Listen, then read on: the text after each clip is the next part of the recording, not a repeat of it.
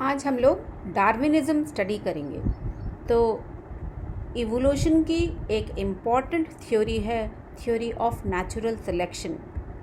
ये theory natural selection द्वारा नई प्रजातियों के निर्माण को या बनने को, ओरिजिन को हम डार्विनिज़्म कहते हैं। चार्ल्स डार्विन नाम के व्यक्ति ने, जो कि श्रूसबर्ग वेस्टर्न इंग्लैंड में जिनका जन्म हुआ था, वो एक बॉर्न नेचुरलिस्ट थे। उन्होंने 5 साल तक एक शिप पर वॉयेज पे गए, वो 5 साल के लिए। और ये शिप जो है वो HMS बीगल था, जिसे आप यहाँ पर देख सकते हैं। तो HMS बीगल पर इन्होंने बहुत लंबी यात्रा करी और इन्होंने अटलांटिक ओशन के कई सारे आइलैंड्स उस विज़िट में देखे। ये islands southern tip of Africa या साउथ अमेरिका के कोस्ट या साउथ ईस्ट एशिया और साउथ पैसिफिक के कुछ आइलैंड्स में देखे थे। डार्विन ने इन आइलैंड्स पर बहुत ध्यान से वहाँ के प्लांट्स और एनिमल्स की स्टडी की, जिसे हम फ्लोरा और फौना कहते हैं, और साथ ही इन आइलैंड्स की जियोलॉजी भी स्टडी करी और इन आइलैंड्स में पाए जाने वाले जीवित और फॉसिल स्पेसिमेंस को देखा, पढ़ा और कलेक्ट किया। आप यहाँ पर देख सकते हैं डार्विन एग्जैक्टली किस जगह पर इन्होंने स्टडी करी थी। तो जो HMS बीगल जिस शिप पर ये वॉयेज पर गए थे, वो शिप साउथ अमेरिका से करीब 900 किलोमीटर दूर, यहाँ पर आप देख सकते हैं मार्क किया हुआ है, गैलापागोस आइलैंड्स थे। ये आइलैंड्स साउथ अमेरिका के, आप देख सकते हैं यहाँ पे, साउथ अमेरिका के वेस्टर्न कोस्ट पर सिचुएटेड थे। तो डार्विन जब यहाँ पर पहुँचे तो इनको ऐसा लगा कि वो इवोल्यूशन की किसी लिविंग लेबोरेटरी में आ गए हों। इन्होंने यहाँ पर बहुत सारे जायंट टॉर्टॉइजेस देखे, जो कि अलग अलग आइलैंड्स, जो कि गैलापागोस आइलैंड्स एक्चुअली में ग्रुप ऑफ आइलैंड्स है। तो हर आइलैंड पर पाए जाने वाले टॉर्टॉइज दूसरे आइलैंड पर पाए जाने वाले टॉर्टॉइज से थोड़े थोड़े डिफरेंट थे। यानी यूँ कह सकते हैं कि अलग अलग स्पीशीज़ देखी वहाँ पर उन्होंने। जब डार्विन गैलापागोस आइलैंड पर थे तो उन्होंने वहाँ पर फिंचेस देखी, जिनमें उन्होंने कम से कम 13 प्रजातियाँ फिंचेस की नोट की। एक प्रकार की बर्ड्स हैं और आप यहाँ देख सकते हैं कि ये ancestral seed eating ground Finch है, जो सीड ईटिंग भी है और ज़मीन पर रहती है। अब अलग अलग आइलैंड्स पर, गैलापागोस आइलैंड्स के जो अलग अलग जो आइलैंड थे, उन पे इन्होंने ये देखी 2 प्रकार की फिंचेस, जिनमें से कुछ थी ट्री फिंचेस जो कि पेड़ों पर पाई जाती थी, और कुछ थी जो कि ग्राउंड फिंचेस कहलाती हैं और वो ज़मीन पर रहती थी। अब इन फिंचेस की क्योंकि फीडिंग हैबिट डिफरेंट थी, हर आइलैंड पर अवेलेबल फूड एनवायरनमेंट और के हिसाब से इनकी बिल्स में, इनकी बीक्स में इन्होंने चेंजेस देखे। इन फिंचेस में मॉडिफिकेशंस हुए होंगे जो कि डार्विन ने नोट किए। अब देखिए यहाँ पर कुछ फ्रूट ईटर फिंचेस थी, उनकी बीक्स आप देख सकते हैं कैसी हैं। इंसेक्ट ईटर्स जिनकी की बिल या बीक वो ग्रास्पिंग टाइप होती है, पकड़ने के लिए बनी होती है, या फूलों के अंदर रस चूसने के लिए बनी हुई होती है, तो वो इस प्रकार की होती है। जैसे ट्री फिंच है, वुड पैकर फिंच है, वार्बलर फिंच है। आप देख सकते हैं यहाँ पर बीक जो है वो थिन होती जाती है। अब जो ग्राउंड फिंचेस थी, जो कि नॉर्मली कैक्टस पर फीड करती थी, या फिर सीड ईटर्स थी, जो कि सीड को तोड़ने का भी काम करना पड़ता है जिसमें इनकी बीक्स को, तो वो उनकी बीक्स आप देख सकते हैं किस प्रकार के। यहाँ पे थोड़ी स्टाउट बीक है, यहाँ पर भी देखिए ये लार्ज ग्राउंड फिंच है, ये लार्ज कैक्टस ग्राउंड फिंच है जो कैक्टस पर फीड करती है। तो डिफरेंट टाइप्स इनकी डिफरेंट टाइप्स की जो बीक्स हैं वो इन फिंचेस में पाई जाती थी। तो डार्विन ने ये बताया कि आप देखिए एनिमल्स जैसे जैसे एक्वाटिक मोड से, आप यहाँ देख सकते हैं, यहाँ पे वेल दिखाई है, यहाँ पे ये एक्वाटिक एनिमल्स हैं, धीरे धीरे इनके फ्लिपर्स जो थे, यहाँ पर देख सकते हैं फ्लिपर्स जो थे वो लेग्स में या लिम्स में चेंज हो गए, और ये देखिए ये 4 लिम्स, हाइंड लिम्स यहाँ पे, और एनिमल धीरे धीरे टेरेस्ट्रियल मोड ऑफ लाइफ के लिए इवॉल्व हो गए। तो डार्विन ने कहा कि एनिमल्स का एवोल्यूशन मॉडिफिकेशन के साथ साथ होता है।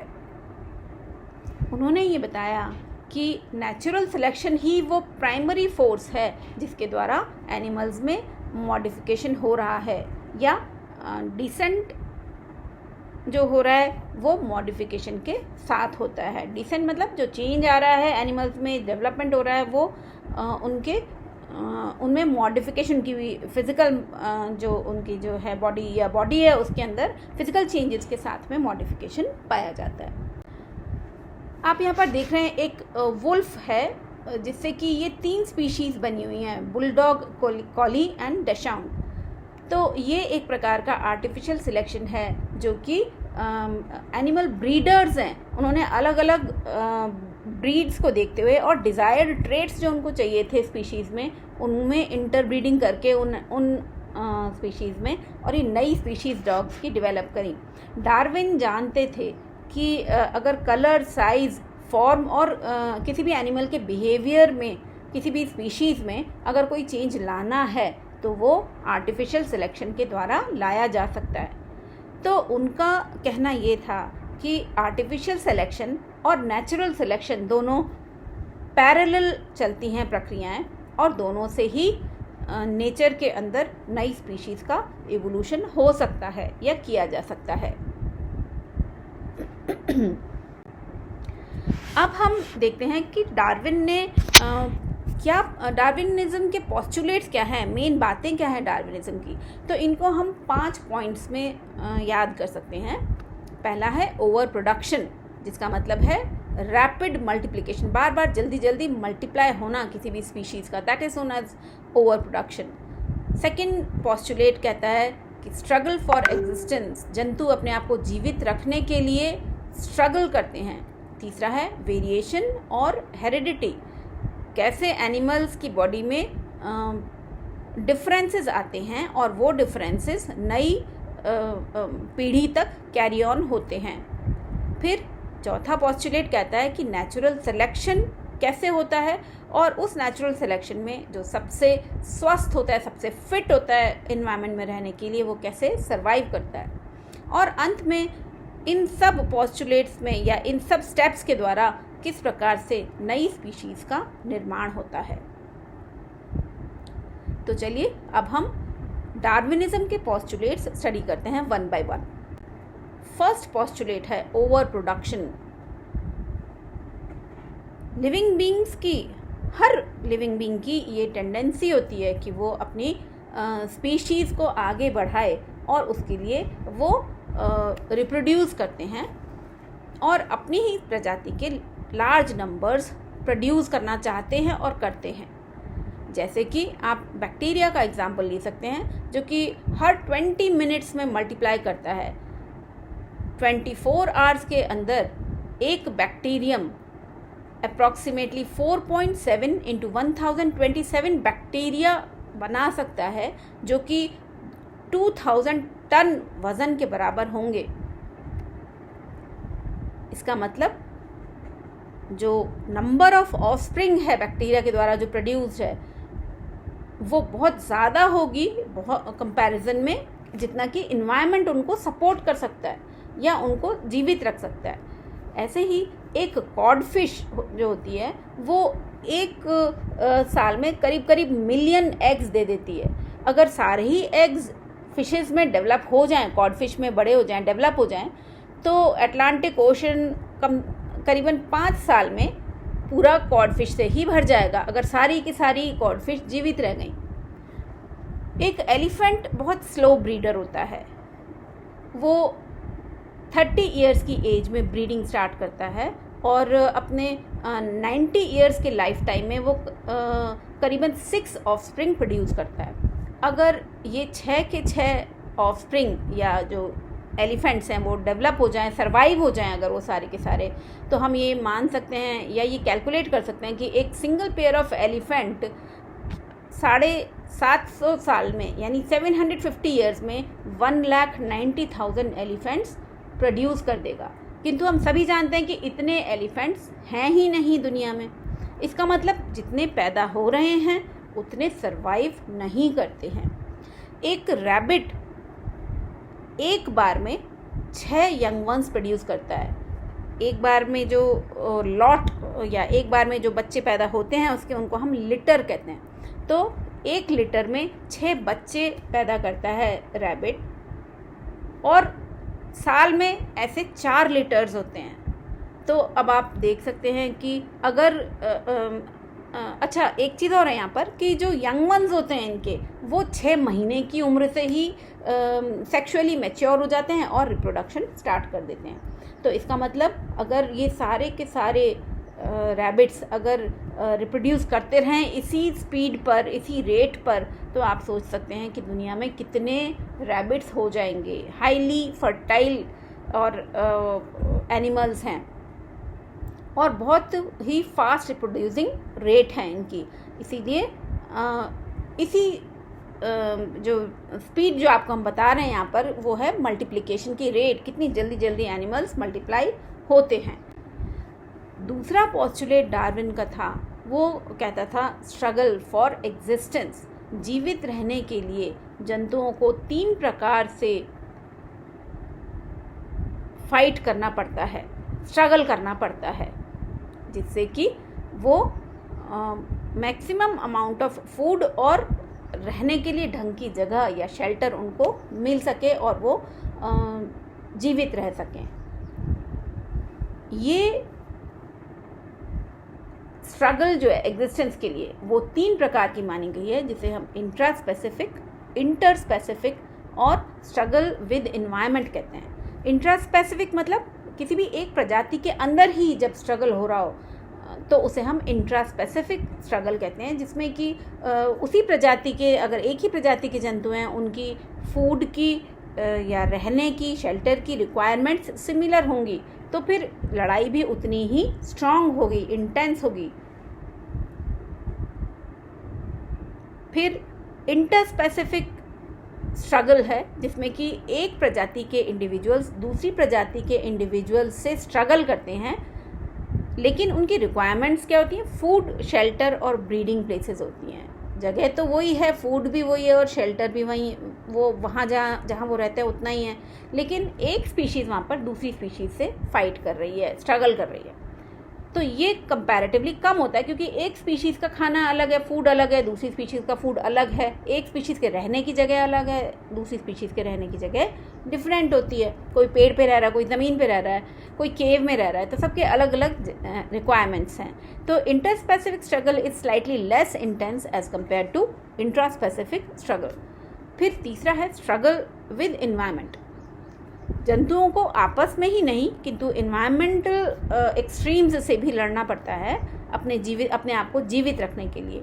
और ये स्ट्रगल एक्सट्रीम हीट या कोल्ड या एक्सेसिव मॉइस्चर, यानी बहुत ज़्यादा बारिश हो रही हो, किसी जगह वर्षा हो बहुत ज़्यादा, या सूखा पड़ रहा हो, कहीं पे बिजली गिर रही हो, तूफान आ रहा हो, भूकंप आ रहा हो, वॉल्केनिक इरप्शंस हो रहा हो, या शॉर्टेज ऑफ फूड हो, वाटर या ऑक्सीजन की शॉर्टेज हो, या लाइट ना हो कहीं पे, नेचुरल लाइट जिसे बोलते हैं, और कहीं पर प्रेडेटर्स बहुत ज़्यादा हों, या कहीं पर रहने की जगह की कमी हो।